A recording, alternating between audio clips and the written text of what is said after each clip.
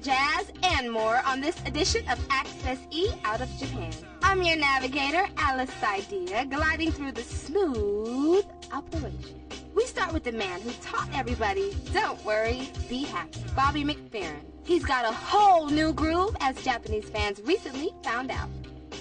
Next, we glide to the sounds of one of Japan's premier pianists, Keiko Matsui.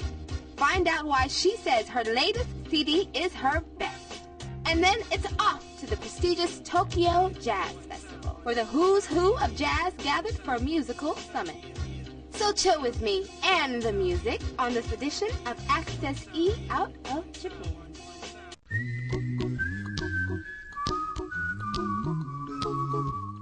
With a number of hit albums and Grammys under his belt, you would think Bobby McFerrin would just be happy with those accomplishments, right?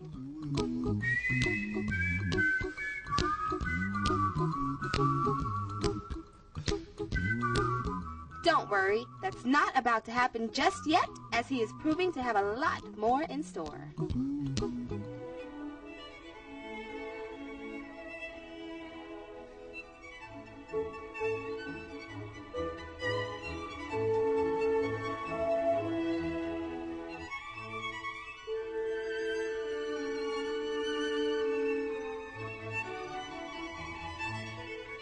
My conducting career is completely by accident. You know, I wanted to give myself a special 40th birthday present to myself, basically. And I thought it'd be interesting to try conducting. I had no intentions of really pursuing a career as a conductor.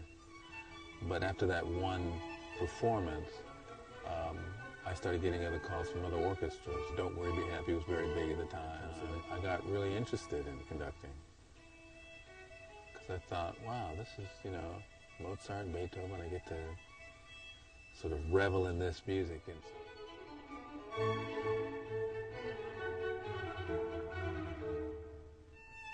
I mean, in the beginning, I tried out all kinds of techniques. You know, I'd watch a conductor really closely, and then I'd try and mimic their moves. Conducting is so individual. You really have to sort of find your own body language to convey what you want.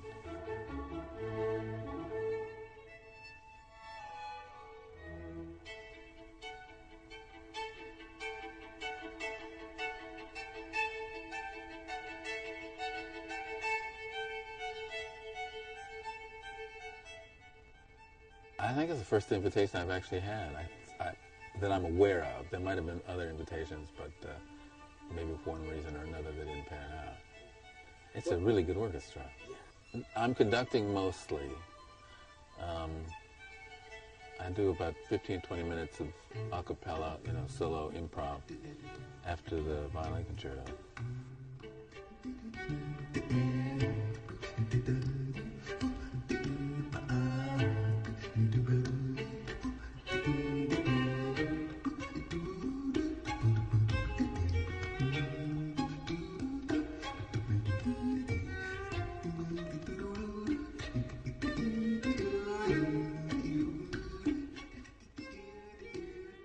Every morning when I get up, one of the first early thoughts that I have is gratitude. To be able to do the things that I do, to work with the people that I work with. I mean, I've been working with the same people, the same management, same road manager, sound man for many, many, many years. You know, I have this wonderful sort of team of people that, you know, really, really help me out. I could never do any of this on my own. No way.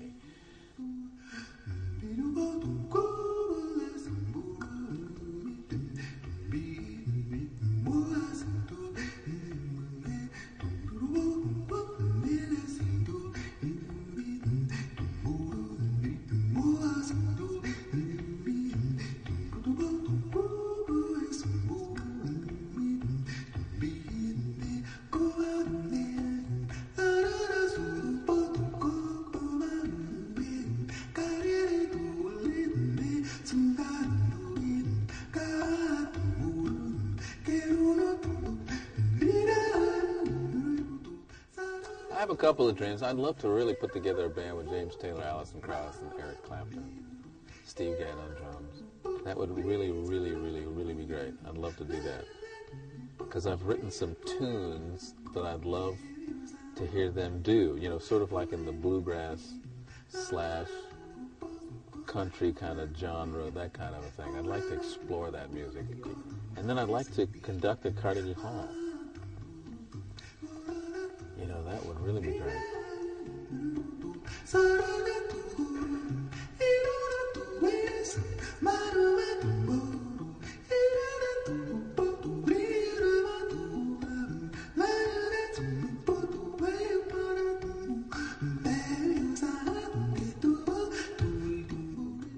He talked about what his biggest hit, Don't Worry, Be Happy, means to people. And you'd be surprised what it means to him. Be happy. This song has meant, a lot to quite a few people. It got them. I mean, I've had so many people say, that song got me through my final exams, that got me through my pregnancy, that got me through my father's illness, or, all kinds of stuff. And that, I haven't performed that song on stage in 20 years. Yeah. By the time the song was a hit, before everybody else knew it, I had already sung that song 500 trillion times. So I was done.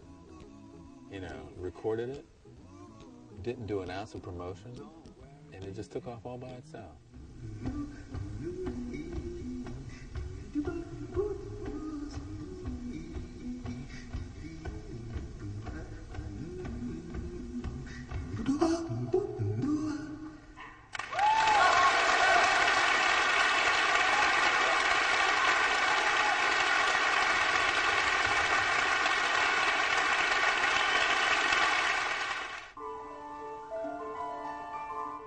She's been called Japan's quiet storm. But we would just like to call Keiko Matsui one of the brightest stars in jazz. Hi, I'm Keiko Matsui. This is my new album, Moyo. Moyo means African language Swahili, heart and soul. Please check it out. And you are watching Access E. First off, this is a slamming CD, Thank you. I'm so happy about it. Yeah, and it kind of, to me, it kind of represents almost like full circle, 'cause it kind of evokes all your different styles, through the early fusion days to... Oh, you know that? Yeah. My history. Yeah. How did this whole concept for this album come about? Actually, since I decided to produce by myself, and since I have a strong connection to South Africa, because every year I perform there, and I heard about the great musicians there, and also I knew the people, and since I was making an album in US or Japan whole life, but since I decided I'm going to produce, then I wanted to put myself into different situation. I chose South Africa, and I went to there to start compose, and that was beginning. I didn't really imagine a particular thing, but I wanted to go to more organic, and also I would like to put the energy from the live show. So all these two things were sure. And then I went there, and the feeling of the country and landscape and people, culture, and just those tunes came to me.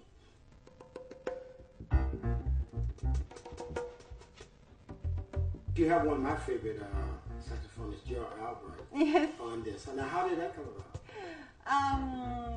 We know for a long time. Gerald played on my fourth album. That's the beginning, and we toured with even Hugh. We toured as an all-star tour called Night on the Town a long time ago, about 15 years ago in US. And Gerald has very special way of playing, and Paul has very unique style too. So all those two songs I just decided he's the one. And we had a great time to the recording.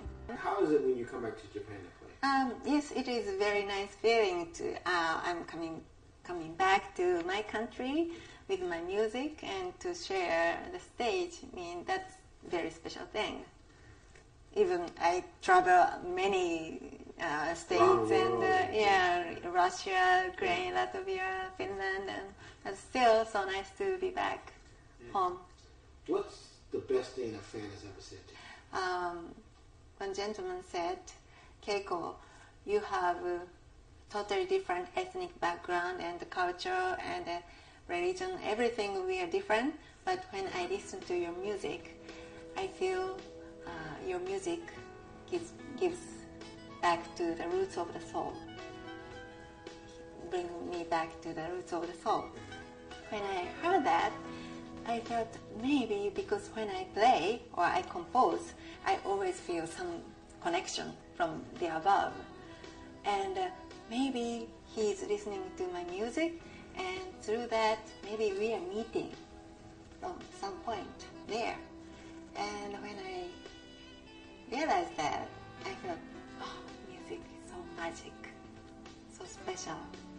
So to me, music has no borders.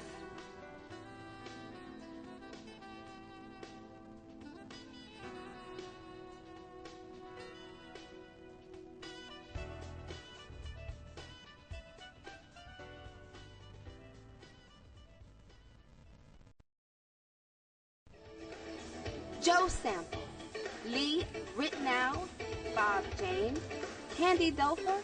That would be a heck of a lineup for a jazz festival. But for Access E's Dan Smith, the Tokyo Jazz Festival didn't stop there.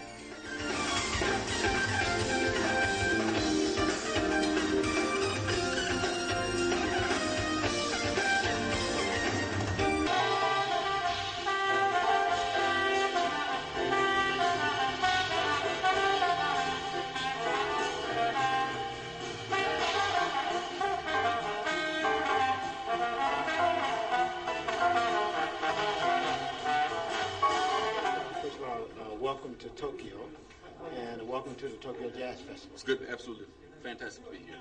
What's it like playing in Japan? Because Japan people love jazz.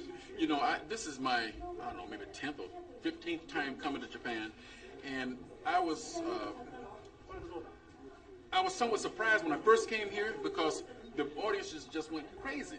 You know what I mean? As in, they really, really enjoy jazz music, and since we've been coming so often, I mean, the Japanese audiences really proven themselves to be an audience, kind of exceptional audience, unlike most all other places that we travel in the world. And it invariably, someone comes up that has some rare Duke Ellington recording that you hadn't been seeing for 50 or 60 years, which means that there's a lot of education jazz-wise here in Japan. Not just in Tokyo, but in Japan, throughout Japan.